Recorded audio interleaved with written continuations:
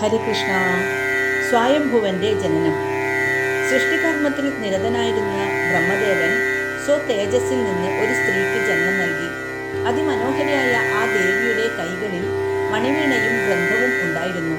ജനിച്ച ഉടൻ തന്നെ അലൗകിക സംഗീതവും പൊഴിച്ചുകൊണ്ട് അവൾ സർവ്വലോകങ്ങളിലും തന്റെ ചൈതന്യം വ്യാപിപ്പിച്ചു. ശതരൂപ, സാവിത്രി, ഗായത്രി, സരസ്വതി, ബ്രഹ്മാണി എന്നീ നാമങ്ങളിൽ അറിയപ്പെട്ട ആ ദേവിക്ക് മുന്നിൽ സർവ്വദേവന്മാരും കൂപ്പുകൈകളുമായി എത്തി.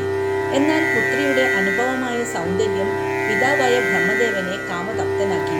അദ്ദേഹം അനുരാഗപരവശനായി പുത്രിയെ കടാക്ഷിച്ചു.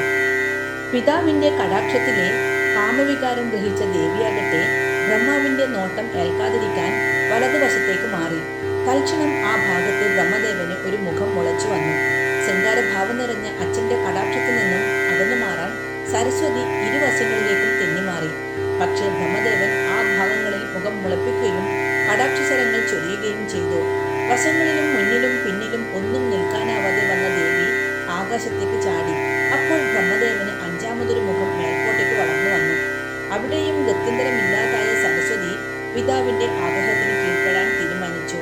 അവർ 100 വർഷം മധുവിധു ആഘോഷിച്ച് സസുഖം വാണു. കാലം കഴിഞ്ഞപ്പോൾ സരസ്വതിക്ക് ബ്രഹ്മാവിൽ ഒരു പുത്രൻ പിറന്നു. ആ ശിശുവാണ് സ്വയംഭുവൻ അഥവാ